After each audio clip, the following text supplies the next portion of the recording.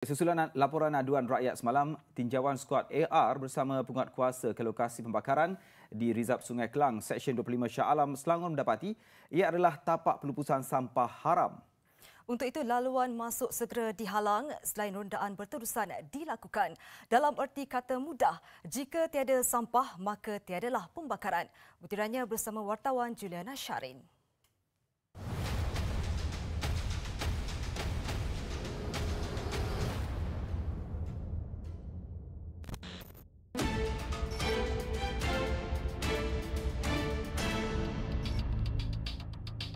Dia start tengah malam, so dia biarkan api itu sampailah pagi. Ada pernah sekali anak saya dah tak boleh bernafas langsung.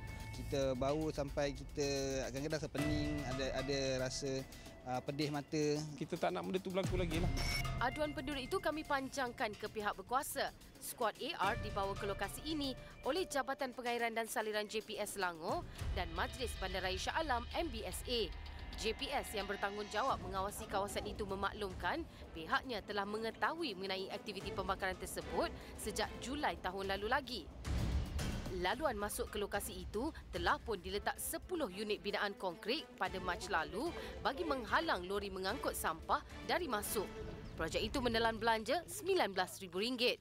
Sebelum itu, MBSA ada membina parit agar tiada kenderaan dapat melintasi laluan masuk ini, namun tidak berkesan. Saya ditunjukkan 3 bekas kawasan lambakan sampah yang juga terdapat kesan pembakaran di sepanjang tebing sungai itu. Ia kelihatan seperti tidak lagi aktif. Memang betul ada pembakaran berlaku di atas Rizab Sungai Kelang dan apa yang tindakan memang kita boleh sahkan benda yang berlaku, dan apa yang kita buat adalah kita telah menutup laluan-laluan yang dijadikan laluan untuk dibuang sampah haram lah. Jadi pembakaran ni adalah daripada sampah-sampah yang dibuang. Blok lori sampah dari masuk. So sampah-sampah ni akan dikutip oleh individu-individu tertentu lah untuk mencari recycle punya item ni, itu yang dibuat pembakaran tu. Turut dijumpai pondok tidak berpenghuni yang dipercayai dibina penceroboh.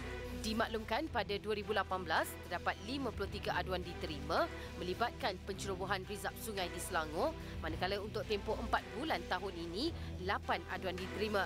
Kami kemudiannya menunjukkan lorong tikus yang kami temui ketika tinjauan sebelum ini. Kali ini kami masuk dengan mudah kerana tiada penjaga.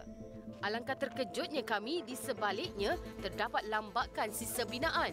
Namun, usaha menjejaki lokasi pembakaran masih gagal. Untuk itu, MBSA mengarahkan skuad pantasnya untuk melakukan rondaan dari jam 6 hingga 8 pagi di sekitar kawasan itu. Tapi pada pandangan saya, bukan kita tidak mengambil tindakan dan bukan kita tidak memantau, tapi kita perlu juga kerjasama daripada masyarakat dan juga daripada pihak yang menguruskan kerja-kerja pembersihan sampah ni. Jadi mereka ni nak ambil jalan pintas, mereka yang mudah buang di sinilah. Sedangkan dah ada tapak yang tersedia untuk dibuang sampah-sampah ni. Pemantauan anggota penguatkuasa pada jam 6.30 pagi keesokan harinya terlihat asap di ruang udara kawasan tersebut. Anggota penguatkuasa yang menghampiri lokasi itu menemui wayar sedang dibakar. Bagaimanapun, pelakunya dapat melarikan diri. Kami turut ke lokasi pembakaran bersama Jabatan Alam Sekitar JAS Selangor. Tiada tindakan dapat diambil ketika itu oleh JAS kerana tiada sebarang pembakaran dilakukan. Notis ditampal bagi memberi amaran.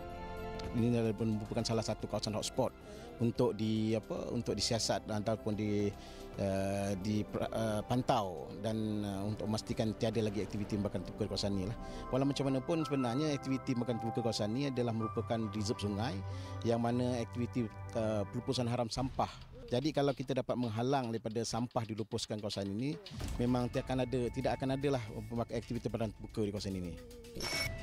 Jika disabit kesalahan mengikut Seksyen 29A Akta Kualiti Alam Sekeliling 1974, mana-mana orang yang melakukan pembakaran terbuka boleh didenda maksimum RM500,000 atau penjara 5 tahun atau kedua-duanya sekali. Selain kompaun maksimum RM2,000. 1,516 aduan pembakaran terbuka diterima JAS Selangor tahun lalu dan 548 aduan pembakaran terbuka dari Januari hingga 16 April tahun ini. Emailkan aduan berserta nombor telefon ke aduanrakyat 3.0@tv3.com.my. Juliana Syarin, Aduan Rakyat, TV3, kami prihatin.